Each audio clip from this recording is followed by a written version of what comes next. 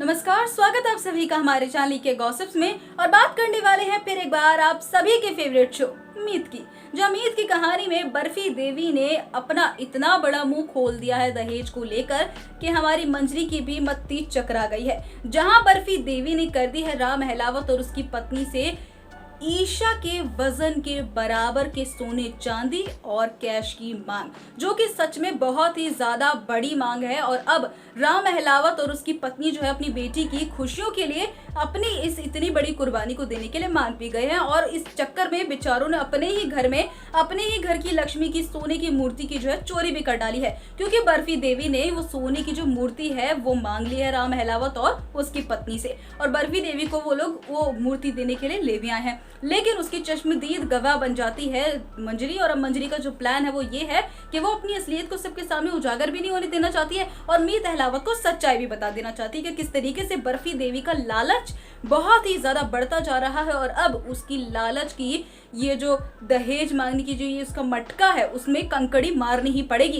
क्योंकि अगर ये कंकड़ी अभी नहीं मारी तो ये लालच और बढ़ता जाएगा और ईशा की जिंदगी तबाह हो जाएगी।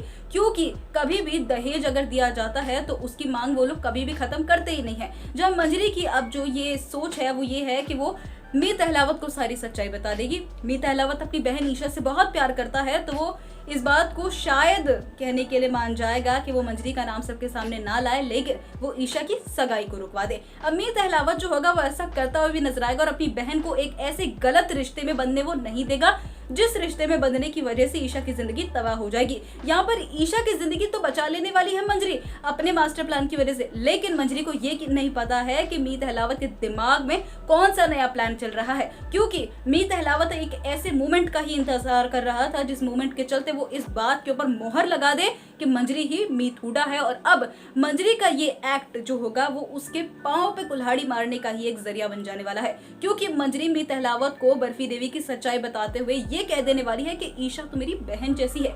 और ये सिर्फ कौन कहा करता था? मीत हुडा। क्योंकि मंजरी और ईशा का तो ज्यादा इंटरेक्शन भी नहीं हुआ है, तो मंजरी इतने कम दिनों में ईशा को अपनी बहन कैसे मांग सकती है। जिसके बाद अब मीत अहलावत जो होगा वो बहुत बड़ा हंगामा खड़ा करता हुआ नजर आने वाला है बर्फी देवी के किस्से के बाद अब घर में। और अब क्या सच्ची में मीत हुडा जो है वो सबके सामने मीत हुडा बनकर ही आने वाली है, या फिर मंजरी वाली अपनी आइडेंटिटी को कंटिन्यू करने वाली है, या फिर उसका भांडा फूटेगा नहीं फूटेगा? ये सारे सवालों के जवाब अब आपको अगली अपडेट में मिलेंगे। तो तब तक के लिए बाय बाय। वीडियो को लाइक कीजिए, कमेंट बॉक्स में अपने व्यूज जरूर शेयर कीजिए। फिर एक बार मुलाकात हो जाएगी आप सभी से एक अगली अपडेट में। तब तक के लिए फिर मिलते हैं।